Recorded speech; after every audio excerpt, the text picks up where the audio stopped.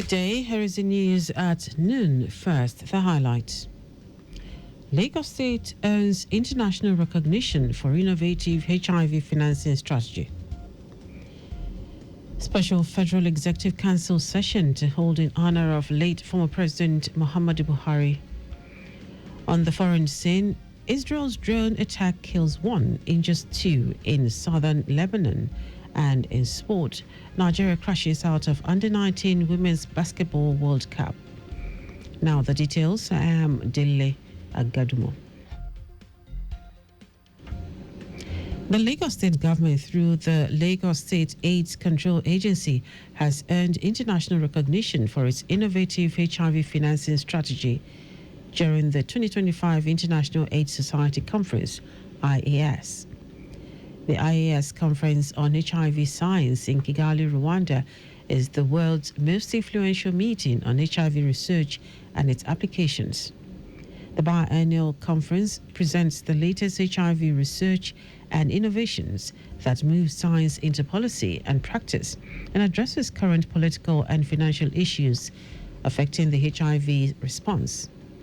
Speaking during a groundbreaking abstract presentation titled Predictive Modeling for Optimizing HIV Resource Allocation in Lagos State, Chief Executive Officer of the Lagos State AIDS Control Agency, Folakemi Animashan, stated that Lagos State has developed a model to enhance spending efficiency in meeting global HIV targets.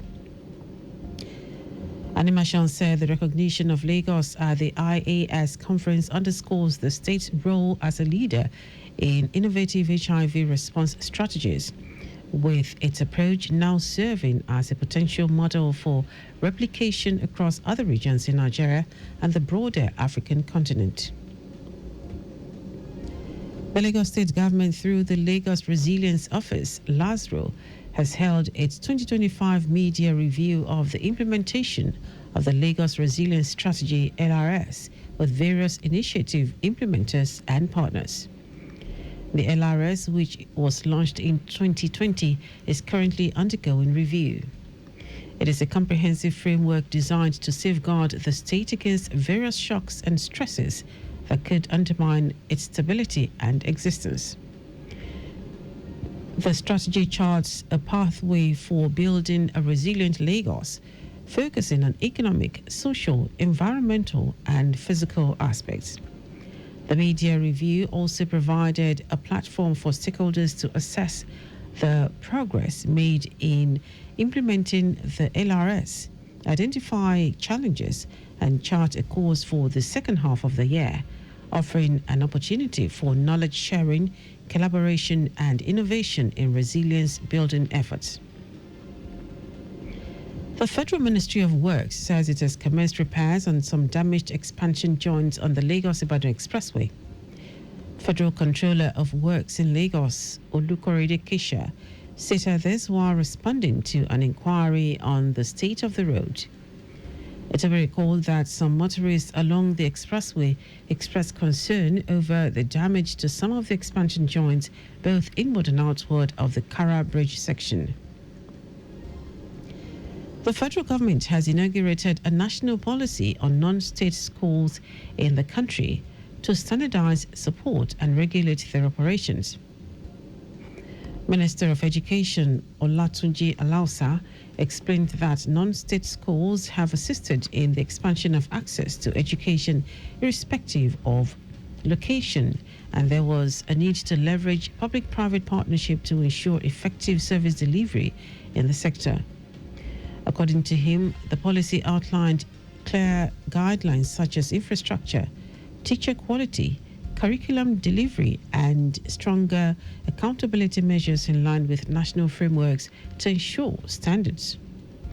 Non-state schools are educational institutions that are not directly funded or managed by the government, which include faith-based schools, private home schooling, adult learning centers, charity schools, and community schools. Now to the rest of the stories.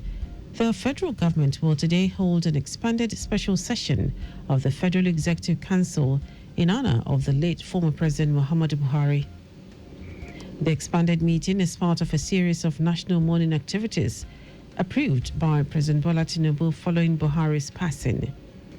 According to a statement signed by the Special Assistant on Media to the Minister of Information and National Orientation, Rabiu Ibrahim, the special FEC session is scheduled for 5 p.m. at the Council Chambers of the Presidential Villa in Abuja.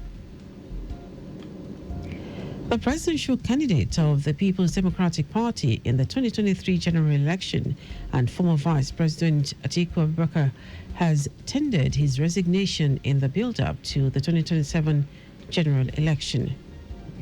The resignation was communicated in a letter dated Monday, July 14, addressed to the chairman, PDP, Jeddah 1 Ward, Jeddah Local Government Area of Adamawa State. Meanwhile, the All Progressives Congress APC Lagos State chapter has reacted to the recent defection of former Vice President Atiku Abubakar from the People's Democratic Party PDP to the African Democratic Congress ADC. In a statement signed by APC Lagos spokesperson Sheye Oladejo, the party notes that the defection will neither change the electoral fortunes of the ADC nor pose any serious threat to the dominance of the APC, especially in Lagos State and across the Federation. It says the APC remains the only party with a proven track record of delivering transformative governance, economic growth, and infrastructural development. The statement encourages the electorate to reassess the character and consistency of those seeking to lead. The party also urges its members and supporters to remain focused and continue to mobilize at the grassroots for the forthcoming elections. Now to foreign news. At least one person who was killed and 2 others injured in an Israeli attack in southern Lebanon.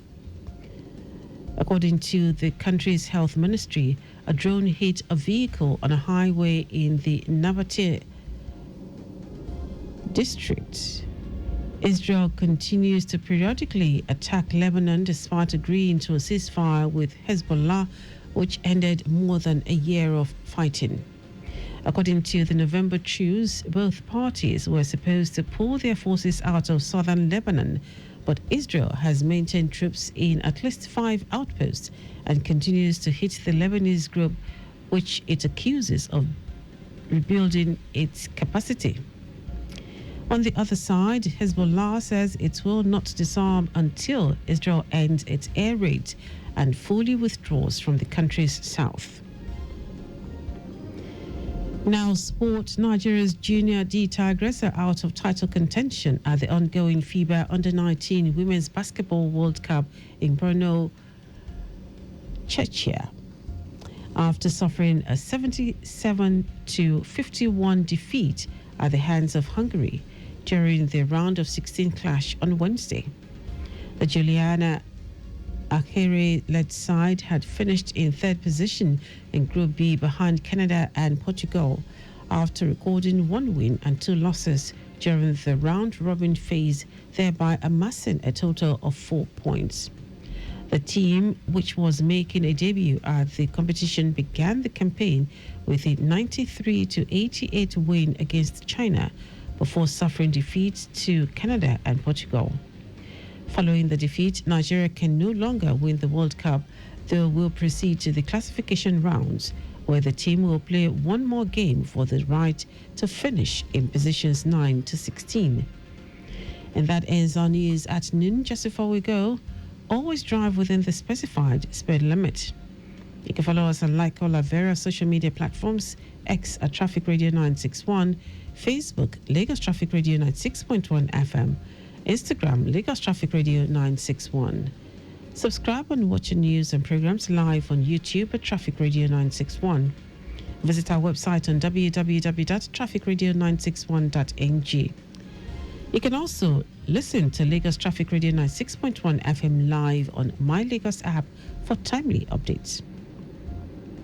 Did you know that the Sanwo-Olu administration strengthened alliance with 200 representatives from various women-focused NGOs in the state as part of efforts to alleviate the economic plight of women residents in the state?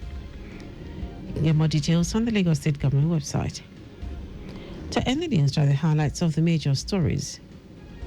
The Lagos State government, through the Lagos State AIDS Control Agency, has earned international recognition for its innovative HIV financing strategy during the 2025 International AIDS Society Conference, IAS.